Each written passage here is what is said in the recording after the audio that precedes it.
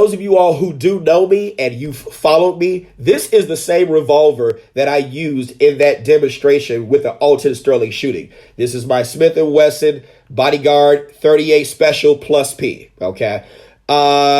Here's this. I call her D punch, right? And you know what the D is. The D is exactly what you think it is. It isn't defense. It's, yeah, David, Ida, Charles King. My cop friends, you know. Here we go. So 5-round revolver, okay? While you were being sexist and thinking that, well, it's small, it's something that is mechanical and it will easily, as soon as you press the trigger and it goes bang, yeah, it does go bang. But one thing you're not taking into consideration is this. This firearm, this revolver, has a lot of felt recoil. Why? Because if you understand how firearms work, the energy of a discharged round, okay, that energy has to dissipate and go someplace. Recoil does not happen until after the bullet leaves the barrel. But the longer the barrel, depending upon the caliber, the less felt recoil in certain cases, right? In this case, it is a shorter barrel. So all of that energy from that round, she or he is going to feel. This is going to be an uncomfortable shoot.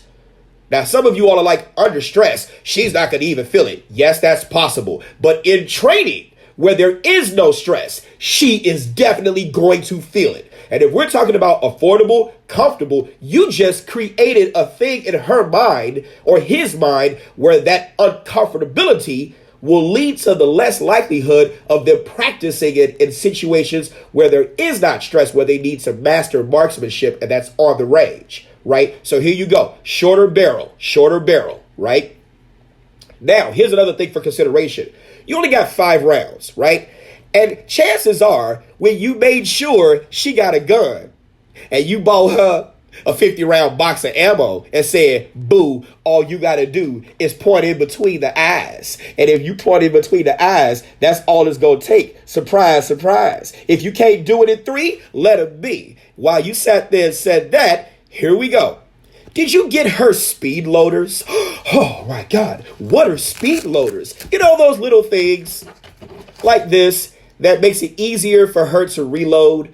Why are speed loaders important? Speed loaders are important because imagine, here we go, pop, pop, pop, pop, pop. Oh, he's still coming, which is another thing we're about to talk about. Oh, he's still coming. Oh, it didn't work out like how it did on the range. Oh, and now she got to struggle to find the cylinder release latch, because on this one, the cylinder release latch is up here, unlike traditional revolvers where the cylinder release latch is usually on the side. So here she finds the cylinder release latch, and then she does this and maybe it opens up, or maybe she has to use these fingers right here and open it up and dump the rounds. So now imagine she has to sit there under stress, right? Maybe you haven't trained her and you haven't put her through the right amount of stress. So now her hands are shut. Uh-oh, round fell to the ground.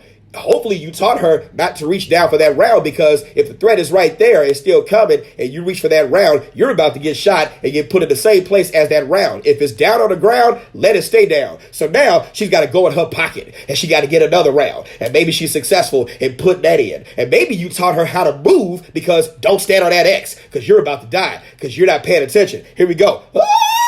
Oh, that one round is gone. Here we go. So now her 5 rounds that she had, here we go. And this one round right here, so she's already lost 2 under stress because she's shaking, right? And here's another round and can't get it in the hole, can't find the hole, pun intended. Oh, now, here you go. Your 5 rounds that turned into 2. So now she's only got 2 rounds to work with because you didn't help her practice it under stress. That's why a simple, if you're going to recommend a revolver, here we go. Speed loaders. Put it in, turn it. Now all the 5 rounds are exactly where they need to be. But you didn't think that far into it because you were too busy worried about, that old sexist thing. Well, boo, I love you. I want it to be simple. And, she can raise your kids. She can go on ahead and handle complex stuff. She can run businesses. But handling a semi-automatic firearm, Yeah, that's too much. Here we go. Why is it not already loaded before the threat arrives? Lucas, you are correct. And I'm glad you asked that question. First of all, it is loaded. I know you just joined in. It is loaded before the threat arrives. But one thing you may not understand, right?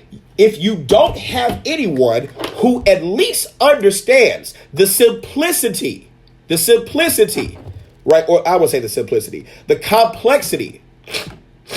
Hold on a minute, sorry.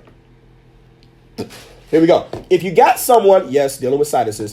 If you got someone who does not understand the complexities of using a firearm, okay, and the complexities of human performance under stress and the science of ballistics, right? Within the science of ballistics is the study of the motion of the projectile in flight, as well as the impact and damage of the bullet on the inside of a material or the body, okay? And within the study of ballistics, you have three parts within ballistics. You have interior ballistics, which focuses on the mechanics of the firearm. What happens on the inside of the firearm? That's interior ballistics, right? Where we're talking about lands and grooves and rifling and gyroscopic stabilization of the bullet and lands and grooves and one turn and, stuff like that. Here we go. You're funny.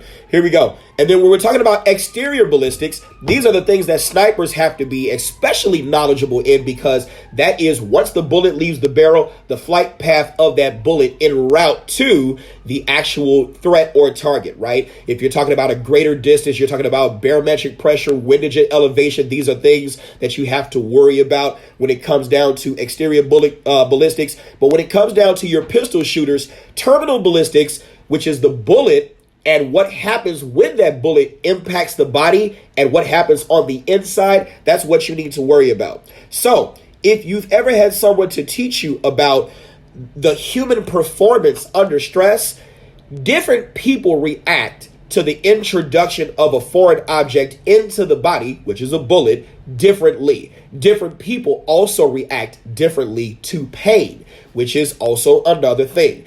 When you're under the influence of the natural adrenaline and the human desire to live, that can be likened to a drug, right? You may not feel the same pain the way, some of y'all can get a paper cut and all of a sudden decide you don't want to fight, you don't want to talk, shut the door, turn off the lights, let me sit and deal with my pain because this paper cut is so searing, right? That's some people. But some people can get a paper cut or even be stabbed or even be shot, and it does not affect them because that adrenaline is just in them, the desire to win, that combat mindset. It doesn't affect them. And so, here we go. You got your revolver with your 5 rounds. One, just because you shoot those rounds or those bullets, right? One, you don't know. You might have heard maybe how many times you shot, but you don't know where those bullets went. See, I think that's one of the things in training or on TV, right? In training, let's talk about in training versus TV. In training, when you go on the range and that bullet impacts the paper, some of my students, which I have to, in a drill instructor fashion, correct them, stop looking at the freaking paper. Here's the reason why. In your mind, sorry about that. In your mind, you shot this bullet, right? Well, the bullet part, obviously this is called a round, but you shot this. And so you're thinking that it's supposed to create a hole in the piece of paper.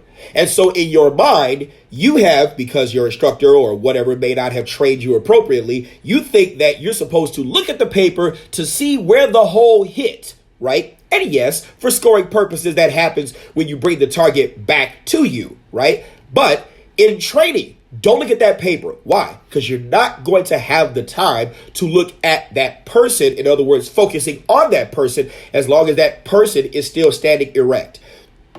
In a real life situation, when you shoot someone, you are really looking for actions to stop, physical presences to change. If they're standing, you want them kneeling or on the ground. You're waiting for a big picture moment, not a little small hole, because in a real threat, you're not going to see where that bullet went. It's too small. The threat is too big. So stop looking at the paper because that is not realistic. You look through your rear sight at and focus on your front sight, center of mass on the threat.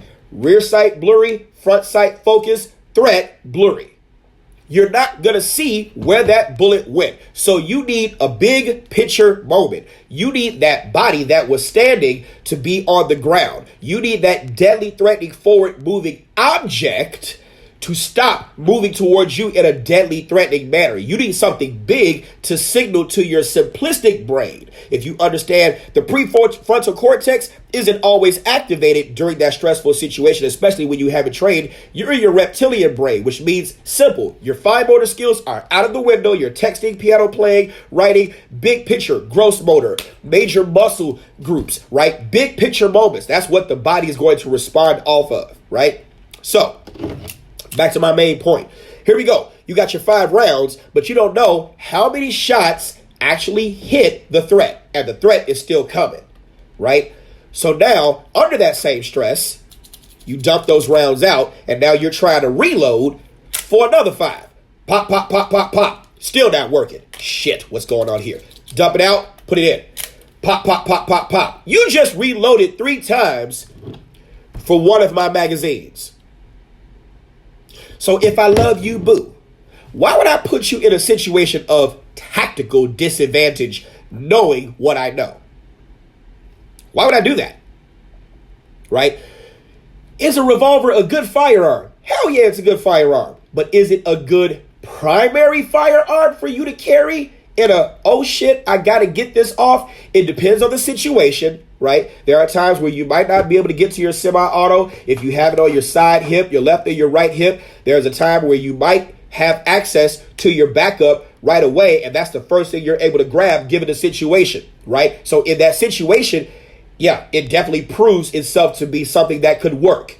But that is when you have to immediately, as soon as you pop, pop, pop, get that bad guy off of you, right? That is when you need to hurry and transition to your primary, because you don't know what else is about to happen.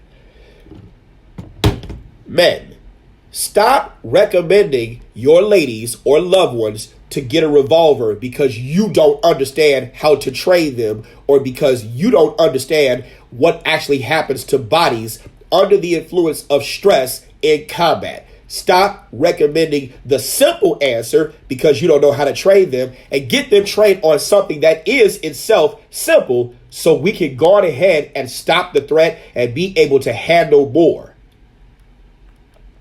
Right? So what are your thoughts about what I just taught you?